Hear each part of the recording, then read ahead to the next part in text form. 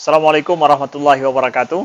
Anda rindu mendengarkan kajian-kajian dari ustadz-ustadz kita dari Aceh? Kunjungi channel YouTube Maulizul Akbar NAD. Subscribe, like, share, komen.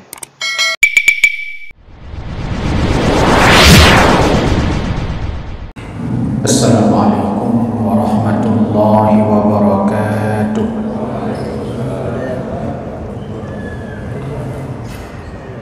Alhamdulillah, wassalatu wassalamu ala rasulillah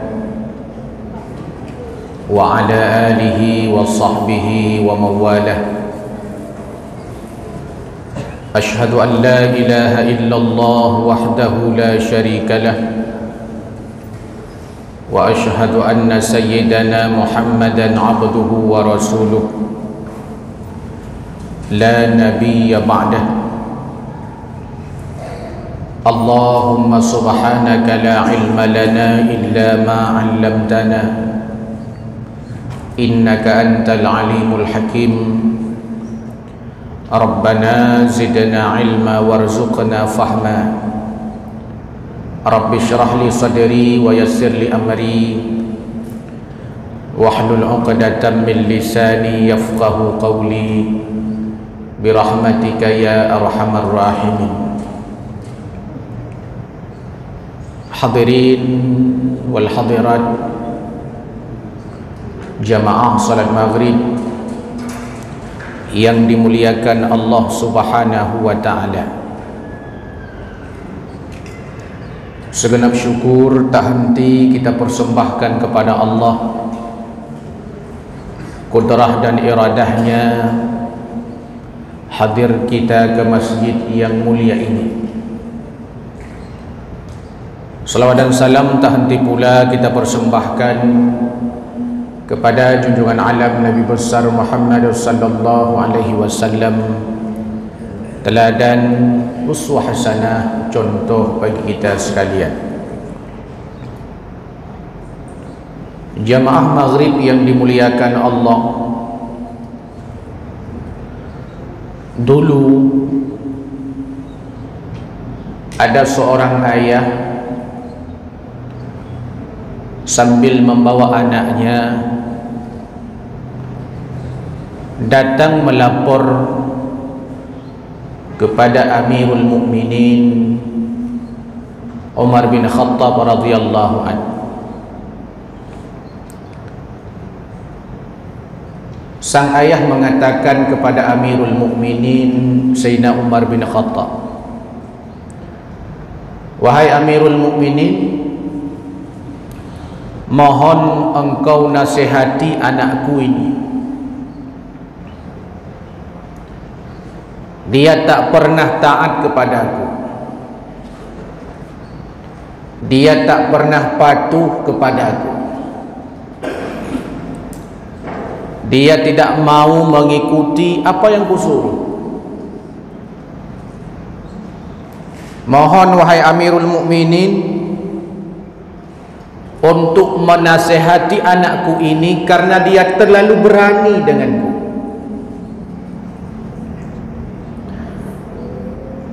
Lalu Umar bin Khattab menasihati anak tersebut, "Ya walad, wahai anak, kenapa engkau begitu berani kepada ayahmu? Apakah engkau tidak takut dengan azab Allah?" "Takut wahai Amirul Mukminin." "Apakah engkau tidak takut dengan siksa Allah?" "Takut wahai Amirul Mukminin," jawab anaknya. "Kalau engkau takut dengan siksa Allah, engkau takut dengan azab Allah, kenapa kau berbuat durhaka kepada ayahmu? Kenapa engkau berbuat durhaka kepada ayahmu? Kenapa kau enggak mau taat kepadanya? Kenapa engkau tak mau patuh kepadanya? Bukankah kewajiban seorang anak itu adalah taat, hormat, turut kepada orang tuanya?"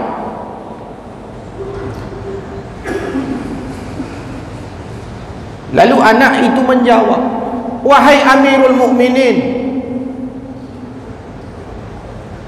Kalau seandainya seorang anak punya kewajiban kepada ayahnya untuk menghormatinya, untuk taat kepadanya, untuk berbuat baik kepadanya, kalau seandainya seorang ayah itu punya hak daripada anaknya, akan tetapi yang menjadi pertanyaan, wahai Amirul Mukminin, apakah seorang anak tidak punya hak dari ayahnya? Apakah seorang ayah tidak perlu berbuat baik kepada anaknya?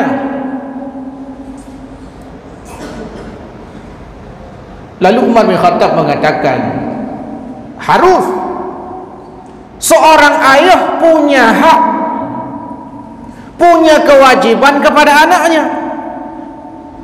Kewajiban pertama seorang ayah kepada anak adalah mencari ibu yang baik baginya. Yang kedua, memberi nama yang baik untuknya. Yang ketiga, mengajarkan Al-Quran kepadanya. Lalu anak ini menimpali jawaban Sayyidina Umar bin Khattab, wahai Amirul Mukminin, apa yang kau sebutkan itu tak pernah dilakukan oleh ayahku. Dia tak pernah memberikan kepadaku ibu yang baik.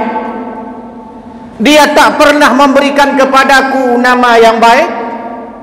Dia tak pernah mengajarkanku sepotong ayat pun tentang Al-Quran. Murka Umar bin Khattab ini lalu mengatakan kepada ayah itu, wahai ayah, kau sudah durhaka kepada anakmu. Pulang sana.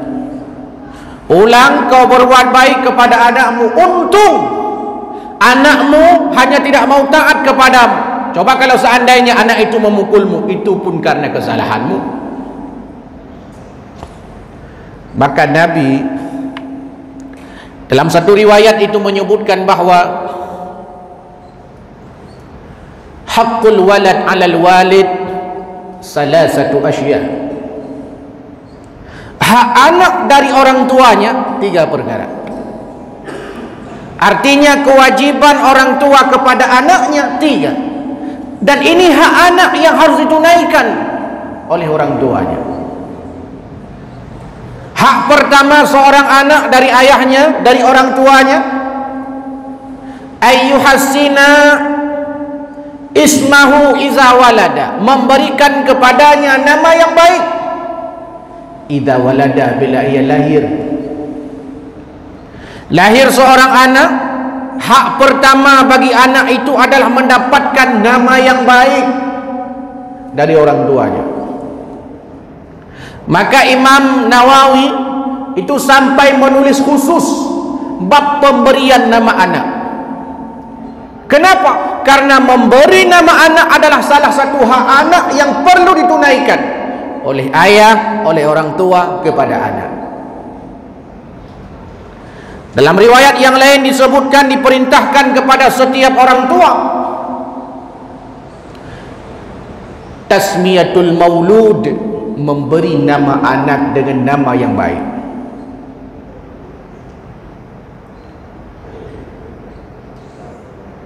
Ahabba ilallah, kata Nabi sallallahu alaihi wasallam, Allah Subhanahu wa taala sangat senang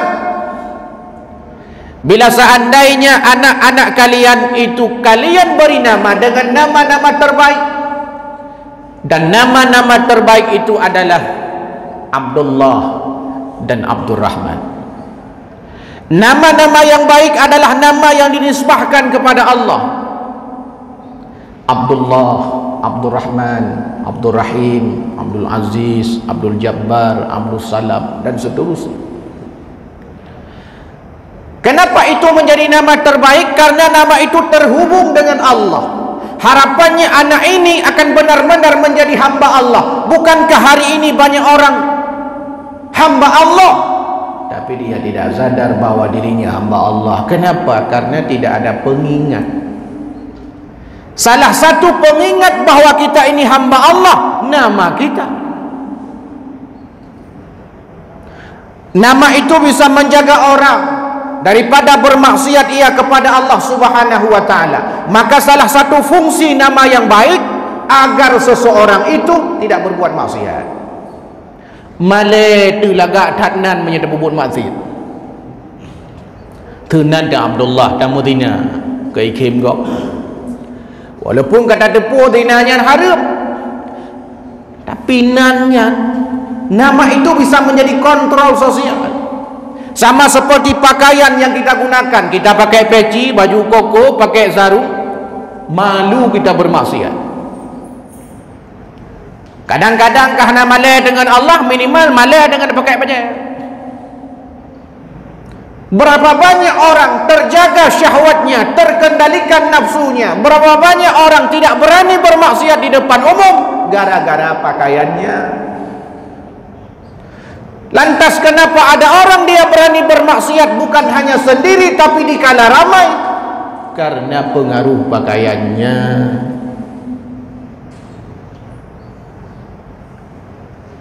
Pakaian itu karakter kita yang bisa menjaga kita, termasuk nama.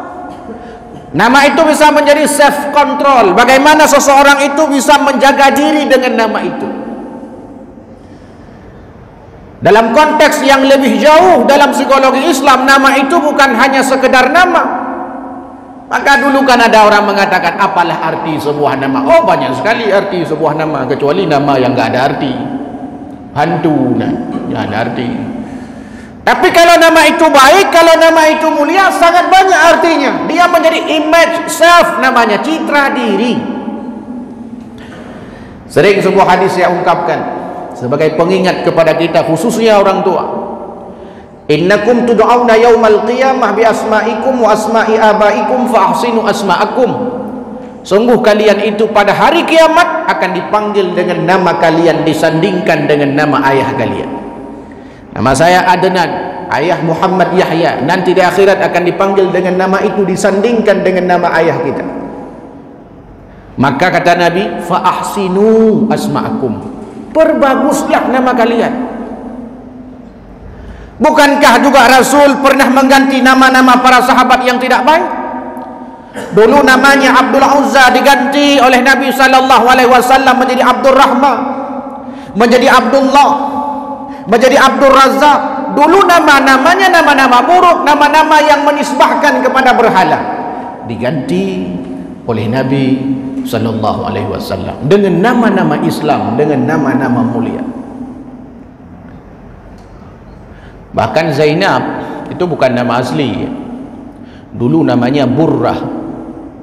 Karena sering sakit-sakitan diganti oleh Nabi jadi Zainab. Makanya kalau anak kita sering sakit, sunat ganti nama. Maka tipeluh kau gantong mentang sakit, niatkan talahnan, draw yang penyakit. Karena ada anak dia sakit gara-gara nama. Dianjurkan nama itu untuk diganti. Ini tanggung jawab orang tua. Maka haji hanu tanya bete abuh nan yang kongkon bet mentang-mentang modern kata abuh pu yang galak tu. Dulu Abu Talhah ketika lahir anaknya, dia datang kepada Nabi. Ketika anak itu datang kepada Nabi, dibawa kepada Nabi, maka diambil oleh Nabi, diletakkan anak itu dalam pangkuan Nabi, diambil kurma oleh Nabi, dikunyah oleh Nabi, lalu dimasukkan kepada anak Abu Talhah itu. Bahasa sekarang pecicak. Setelah itu diberi nama oleh Nabi SAW. Kau berikan kepada dia bayi ini namanya Abdullah. Itu yang dilakukan oleh Nabi. Jangan sampai anak kita beri nama dengan nama-nama yang kita lihat di Google, tidak ada maknanya, nggak ada manfaatnya. Hanya ikut trendy dan selebritis. Si nama anak Tiger nanul. Tiger yang kerimu. Nyerimu mana wajib sama yang aja. Anak perlahan beragama rimu nah gebur. Kan ikut nama artis. Nama terbaik itu kan nama yang dinisbahkan kepada Allah. Di bawahnya nama-nama para nabi, di bawahnya nama-nama yang di dalamnya mengandung doa dan harapan. Ini yang diajarkan agama. Benar buku yang tabuh. Dulu ada orang Jawa namanya kat Tuhan tapi. Lu tanya mbak dia, mbak sopo jenenge namanya siapa mbak? Ngejawab kan? Zalimin mas. Zalimin. Ratnan thona tugimin. Memang tak cocok orangnya dua kedua samping. Zalimin namanya. Berarti kan orang-orang zalim. Radih kafirin. Radih munafikin. Nama ini penting dan ini hak anak. Kadang anak kita bandel, kadang anak kita nakal bukan karena fitrahnya nakal. Karena setiap anak, kata Nabi, lahir dalam keadaan suci. Kullu mauludin yuladun alal fitrah. Setiap anak yang lahir dia suci, fitrah Islam dia itu. Setiap anak yang lahir Islam, fitrah suci, enggak punya dosa. Fa abawahu yuhawidanihi au yunassiranihi au yumajjisanihi. Orang tuanya lah yang membuat dia Yahudi, orang tuanya lah yang membuat dia Nasrani, orang tuanya lah yang membuat dia Majusi. Artinya orang tuanya lah yang membuat dia bermaksiat kepada Allah. Salah satunya adalah tidak memberikan kepadanya nama yang baik. Itu pertama.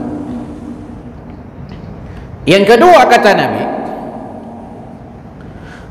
hak anak daripada orang tuanya adalah wa yu'allimuhumul kitab.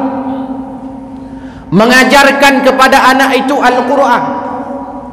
Lebih jauh daripada itu, mengajarkan kepada anak itu ilmu agama. Itu hak mereka, Pak. Anak kita mendapatkan pendidikan agama, itu hak mereka. Zalim kalau ada orang tua tidak memberikan hak itu kepada anak, malah yang bukan haknya diberikan. Pendidikan agama tak pernah kita berikan, tapi bahasa Inggris kita leskan, bahasa Cina kita leskan, bahasa Mandarin kita leskan. Begitu peka, begitu peduli kepada anak kita yang enggak bisa matematika, enggak paham fisika, enggak paham kimia, tapi enggak paham baca Quran, enggak bisa ilmu agama. Banyak orang tua enggak peka. Sekarang malah anak kita itu ketika dia rajin mengaji, asal ujian bacut ke pegah leyah baik kaja ke ule ke hana ke depu ganyan menyai rumah hana ya pun lebih parah halam tak ke ule. Kalau napi, kalau internet, kalau TV, rupanya kadang-kadang orang tua yang mencegah anak itu. Wa yu'allimuhumul kitab, mengajarkan kepada anak-anak itu ilmu agama Al-Quran. Saya akan sering sampaikan, Bapak Ibu, apalagi kita yang muda-muda atau bapak-bapak yang sudah jadi kakek-kakek punya cucu, ini perlu disampaikan kepada cucu-cucunya. Jangan sampai anak itu bisa baca Quran, kenal huruf hijaiyah, paham abjad ABC dari gurunya. Mestinya itu kan dia kenal huruf hijaiyah itu dari ayahnya, kenal huruf abjad A, B, C, D, E dari mamanya, sehingga nanti tinggal masukkan dia ke balai, masukkan dia ke lembaga-lembaga pendidikan agama, tapi dia sudah punya basic, sudah punya dasar. Kayak turi teh A, teh ba, teh alif, teh ba, teh sa. Dia sudah kenal dasar. Apa juga harapan selanjutnya? Supaya orang tua ini dia punya pahala jariah nanti kalau dia mati dari anaknya itu secara langsung. Karena huruf hijaiyah ini akan dipakai terus menerus. Dia baca Quran pakai huruf hijaiyah, baca Iqra pakai huruf hijaiyah, baca kitabnya pakai huruf hijaiyah yang bahasa Arab ya. Coba mengalir pahala satu alif yang dia ada peroleh ilmu itu dari ayahnya, dari kakeknya, dari mamahnya, dari neneknya. Berapa banyak pahala yang akan didapatkan oleh ayah, kakek, keluarga ketika dia meninggal dunia, anak itu terus memakai akan kalimat alif itu. Tanggung jawab kita ini mengajarkan kepada anak-anak kita ilmu agama. Jangan sampai kita terlalu peka terhadap pendidikan anak kita. Ladong meno nauji anu hanai tamang ipa Han lewat IPA bengeh kali. IPA anda mau. Bak tamu IPS. Degil masa ni lu IPS, anda cocok ni lu IPS, anda lu cocok ber-IPA. Gimana cara tamu IPA fisika hanje, kimia hanje, matematika hanje. Merupak satu. Tamu IPA. Kepu tujuan tamu IPA mengaji ke doktor. Jamun na ngelong utai kuliah. Kami IPA bangga ke IPA. Utai kuliah utai kuliah ke IPS. Ada kuliah ekonomi, manajemen. Mampu IPA bukan IPS dari jamun kon aja. Bukan hanya jurusan bahasa aja. Artinya bukan tidak kok terlalu peka. Maksudnya agama kok jadi nomor 2. Mesti minimalkan seimbang lah. Artinya kan berarti ane tanya haji ke macam-macam profesi silahkan saja. Maksudnya basic dasar ilmu agama ini jangan sampai lupa. Aceh ini masih dihargai. Kalau kita pergi ke Sumatera, ke Medan, pergi ke Batam, pergi ke Pulau Jawa, mentang dihargai. Iwadan ni dengar orang Aceh, iwadan ka pasti iwa tanya.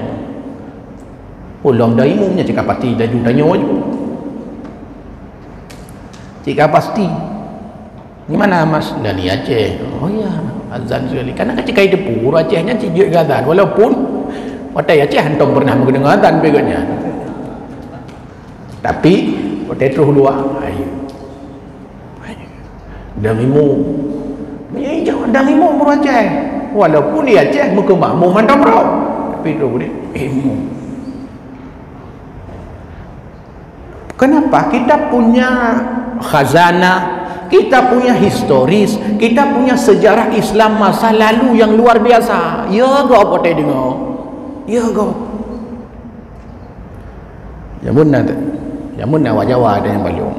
Mas, di Aceh itu luar biasa. Anak udah sejak lahir sudah diajarkan ilmu agama. Main ketika kucang tagai ilung. Oh iyalah. Yang bukan haju ilung punya kucang aja gerbang.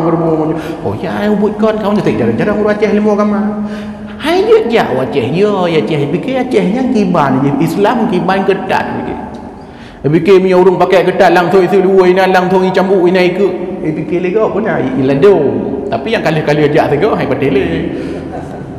Mai kali akai tu mana mungkin. Kerana ada meja-meja ajak kan. Go-go dari Jakarta buat ada tamu-tamu dari lembaga pendidikan atau tamu-tamu dari pemerintah. Tapi kalau lu tu maunya kau tak jai ke tempat warung kopi rata tak kau kan? Bapak bini jalan dulu parkir motor, parkir Honda ada depan le. Dengan lampu klip-klipnya indahnya luar biasa.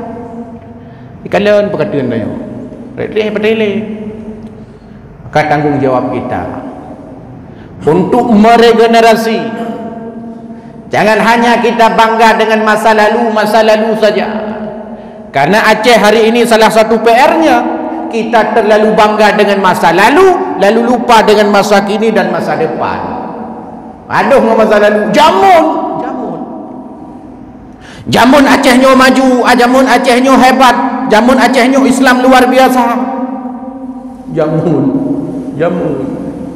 Jino kedua ke berah. Ukur nak fikir. Yang penting jamun dia. Asal kana jamun gaji dia. Lagi urung nak hati anak ke berah bana ke hanya kamu jamun anak ke. Jamun anak ke Jino kana. Ini kan PR kita ini. Maka hak anak yang harus diberikan oleh orang tua adalah wa yu'allimuhul kitab. Ajarkan ia pendidikan agama. Itu hak. Zalim kita sebagai ayah. Kita telah menganiaya anak sebagai seorang keluarga. Bila seandainya anak itu jauh daripada pendidikan agama. Kasusnya nanti seperti kasus yang saya ceritakan di awal ceramah tadi itu. Seperti kasus Umar. Mikun le anu itu. Kata lapor dia berah anak roh betul batat anak roh bahana. Kiban han batat ma ilmu agama tan. Menya anak nak ilmu agama ada mungkin lagi. Menyanuk nak ilmu agama hana mungkin ni lagi pun kasus seorang ayah menjumpai Umar bin Khattab mungkin. Tapi karena anaknya hana ilmu agama, karena anaknya hantam pernah pelajari etika, karena anaknya hantam pernah hana ilmu adab, sehingga hana adab dengan mai, wate hana adab dengan iya, wate hana adab dengan ma, hana adab dengan iya, hana adab dengan urul lingkar. Hana adab dengan tetangga, wate hana adab dengan tetangga, hana adab dengan gurai, hana adab dengan gurai, hana adab dengan masyarakat. Udah dengan masyarakat, hana adab jadi sampah masyarakat. Degegop bantabo kampung. Puji ilmu, urangna ilmu. Maka salah satu pendidikan itu memang transfer adab. Supaya anak dan yang adab. Ini kalau ni, ada orang baik tadi. Atau bapak SMP, atau bapak sekolah, apa ni nak mim tu? Mak ada syang urung doham tu. Lagi mak ada syah terah terima kepala kuliah. Nganggurai mak ada syah. Han bade, cina dah. Ladom ke kepala kuliah, kon ustaz ihoi. Kon bapak ihoi. Om ihoi. Om. Baik gurai kepala. Kon cara ipi. Om ihoi. Puji hana itu oleh cara hui. Pulau mana ada anak-anak lawik nyo yang gadget yang HP baca roh tapi mereka tidak komunikatif. Puan tanyangnya tu, jamun kau dia kipan sehat kan ya? Alhamdulillah sehat mak. Cintanya mana mai? Kipan sehat? Sehat. Tapi nak ajak kular, nah. Bayang kau, bunuh. Apa ya? Nah, dalam tradisi khazanah kebudayaan Aceh yang hana ada apa namanya? Yang beda dapat kalau dari sisi agama, dari sisi budaya mana? Tanya ada je apa mana? Yang tanya dia urung jamun urung tak kebu. Dah ada bu. Kama, ya. Payah dah sebutkannya. Untuk mengajarkan kepada kita pentingnya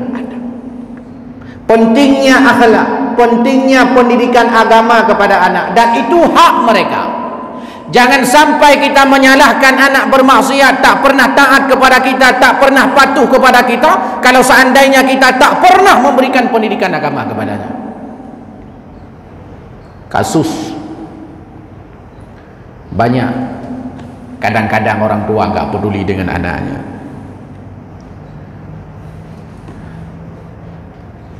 Seseorang pernah protes kepada seorang ustaz. Nanti kau urungsi, gue protes pada dengku. Hai dengku, anak lon kasih ton kau yang empat pada lembaga pendidikannya, apa kan hanya je baca Quran? No? Kasih ton kau. Tidun kan anak yang empat pada lembaga pendidikannya, pakan hanya baca Quran lawan anak. Jawab beliau ustaznya. Bak long baru tidun hanya baca Quran. Bak drone apa dintun kah? Dah ada pun jawab. Rupanya trade baganya dengan bak ustaznya.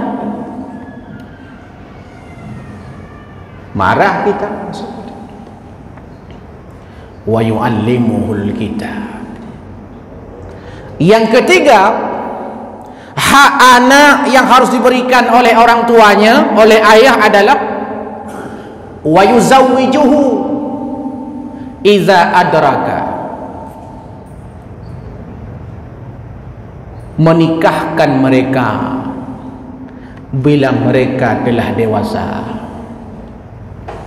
Nyan hak anak bila dia sudah balik, bila dia sudah matang emosinya, bila dia sudah cukup usia, bila dia sudah ada pendidikan agama, nikahkanlah mereka. Apalagi anak-anak perempuan. Jangan bangga seorang ayah, janganlah bangga seorang ibu bila seandainya dia punya anak tiap malam, apalagi malam-malam minggu seperti ini. Oh tak cek hana anak di rumah menyona bengeh tu pakan hang kada bikah pakan ke tidak kena igoi diwi hambat mereka itu untuk bermaksiat kepada Allah Subhanahu wa taala. Kalau seandainya kita punya kemampuan, anak kita sudah siap baik secara psikis, secara ekonomi, kerja ikana, buat ikana, nyamnya uraga. Nikahkanlah mereka itu bila ke dewasa. Tampi na uraga mo paih, hanam kawin. Puji hanam kawin, ke hang gede kawin, hanam payang kawin. Bapak nempai kawin. Igaknya telera tinggi. Perle jalan ton tinggi. Igaknya betul rendah. Tak ada menton hana. Hai dah kawin. Hai dah kawin dengan anak akapur ke leplu mayam. Leplu mayam lah, si mayam 2 juta dengar. Bodoh EU. Tiba bau daik 20 ribu. Man padimbak bau perle daik tu payah menumpuk mu leplu mayam. Man kan tu Indonesia payah daik bau. Nyamnya tu Indonesia bau kata mu nyata sambung-sambung baunya katuk langit ke-7 kata begitu kira-kira. Karena budaya kita hari ini adalah budaya masyarakat, ada namanya budaya kebarat-baratan, westernisasi namanya. West itu barat, westernisasi ke barat-baratan, lebih barat dari awak barat.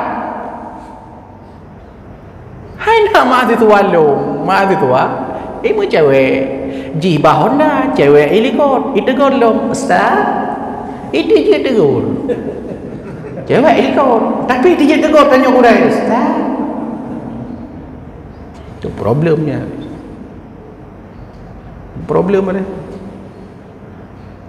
Nah, kenapa anak terlibat dalam dunia pergaulan bebas itu?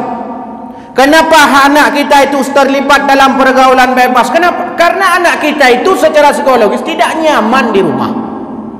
Ayahnya, ibunya tidak menjadi tempat curhat bagi anak. Tidak bisa menjadi tempat curhat. Ini pegang sesuatu yang terjadi di kampus atau sesuatu yang terjadi di sekolah, sesuatu yang terjadi dengan teman sebayanya. Dia enggak berani ngomong. Ya, ada kok kepoh ya. Iya, happy gara. Dia happy seakan-akan menyuanduk kaya keganyan ni ganyan berhenti. Hebat ke pakai ganyan. Padahal mana?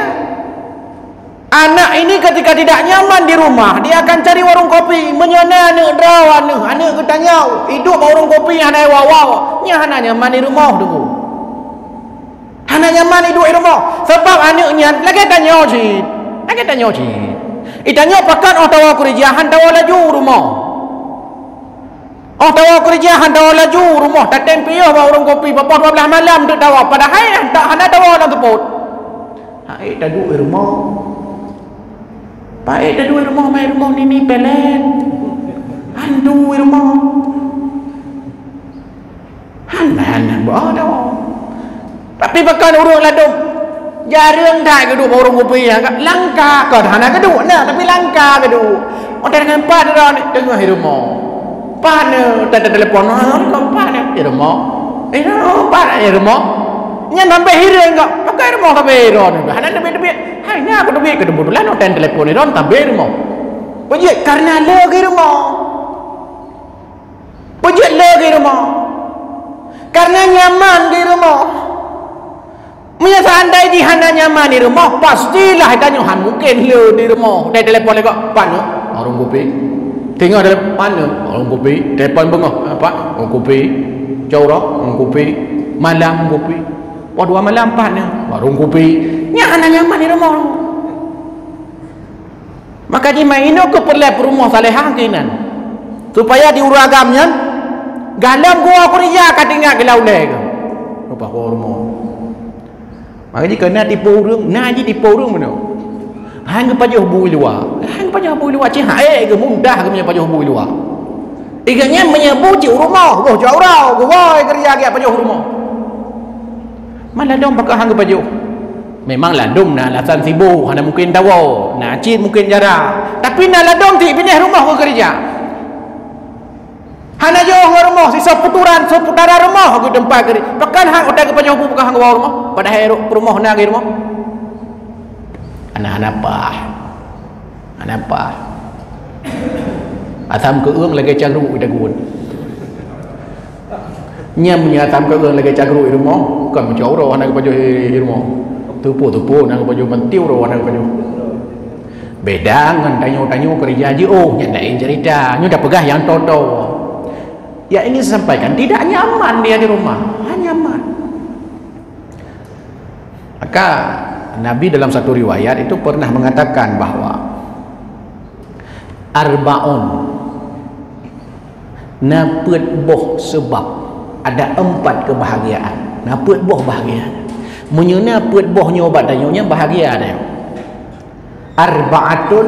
Arba'un minas sa'adati. Ada 4 kebahagiaan itu. Kebahagiaan pertama kata Nabi, zaujatuhu salihah, istrinya salihah. Yang kedua, wa auladuhu abraran, anaknya itu baik. Yang ketiga, wa khalatuhu salihin, dia bergaul dengan orang-orang saleh. Yang keempat adalah rizquhu fi baladihi, dia bekerja di daerahnya. Yang kebahagiaan. Nah, perumah tu salehah, anu tu gagak akai, ngon tanya urung-urung malam tengku-tengku urung nai limai. Kerja kita nyotit. Toto ke rumah kita. Yang paling bahagia. Maka kan ada orang mengatakan, hujan batu di negeri sendiri yang lebih indah daripada hujan emas di negeri orang.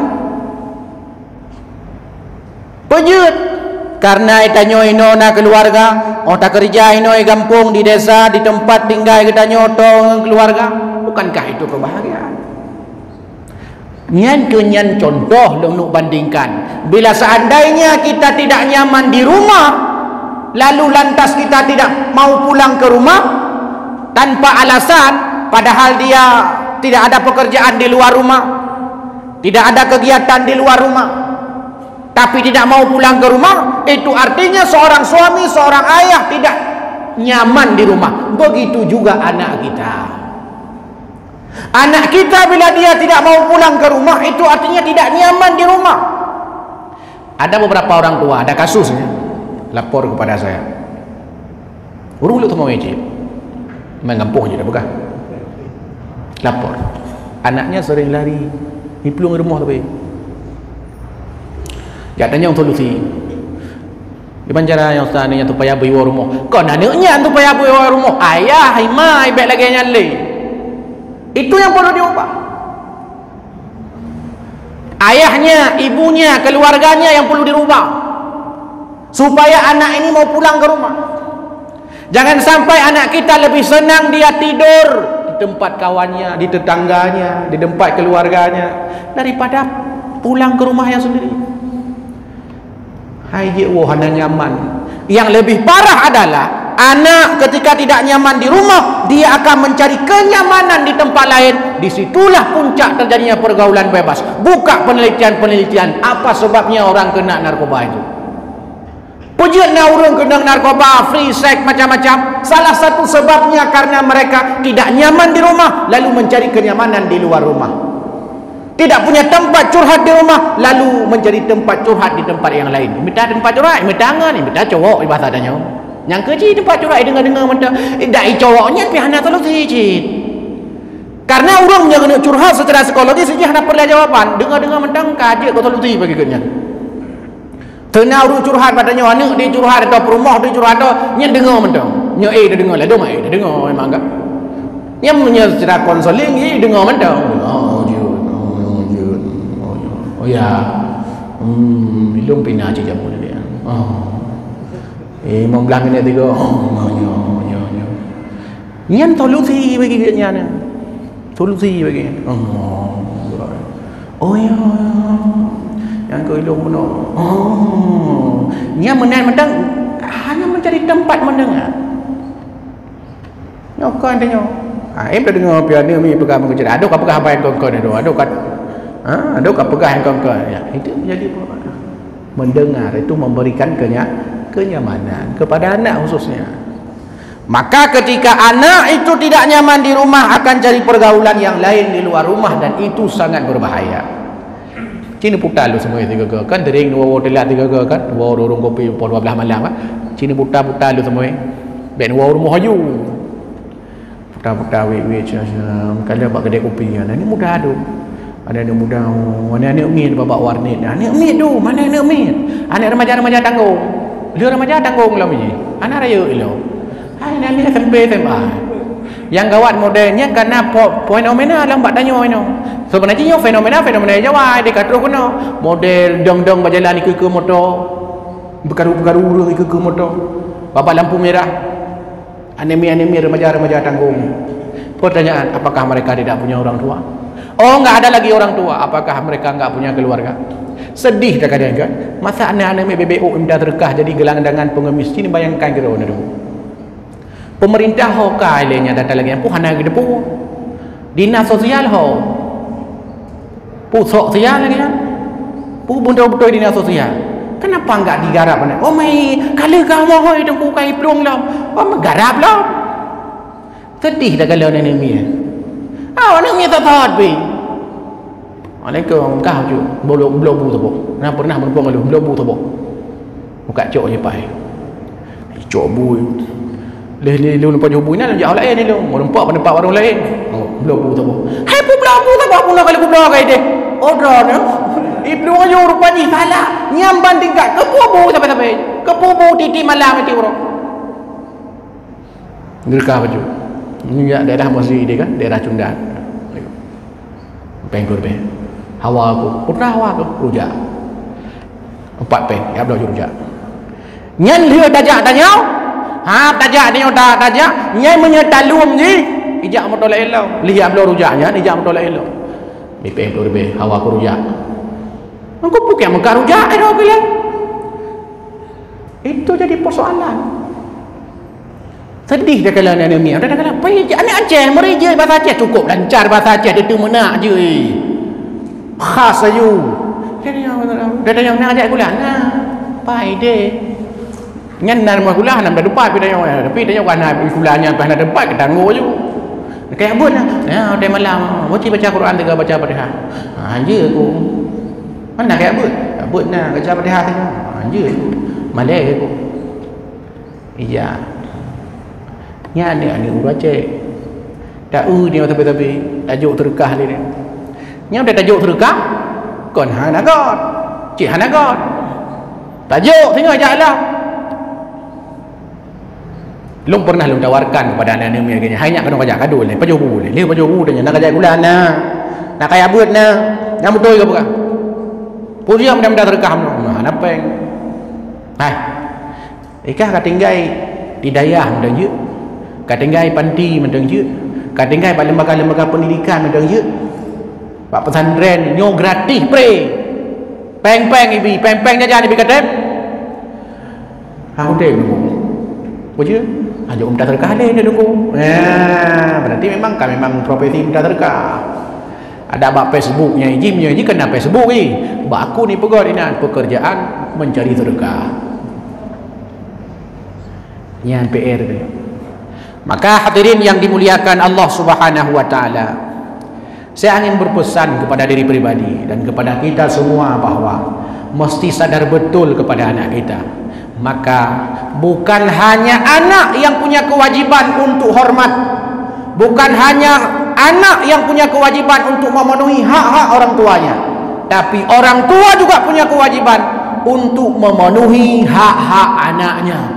Bukan hanya anak yang durhaka kepada orang tuanya, orang tua juga bisa zalim kepada anak-anaknya. Ini yang mesti kita sadari. Semakin semoga ke depan anak-anak kita, generasi-generasi kita ke depan adalah generasi-generasi yang kuat iman, dan ini perlu kita perhatikan sebagaimana Allah Subhanahu wa taala mengingatkan kita, wal yakhshal ladzina law taraku min khalfihim dhurriyyatan dhi'afa khafu 'alaihim falyattaqullah wal yaqulu qawlan sadida. Amin ya rabbal alamin. Subhanakallahumma bihamdik asyhadu an la ilaha illa anta astaghfiruka wa atubu ilaik. Lebih dan kurang saya mohon maaf. Hadanallahu wa iyyakum ajmain. Wassalamualaikum warahmatullahi wabarakatuh.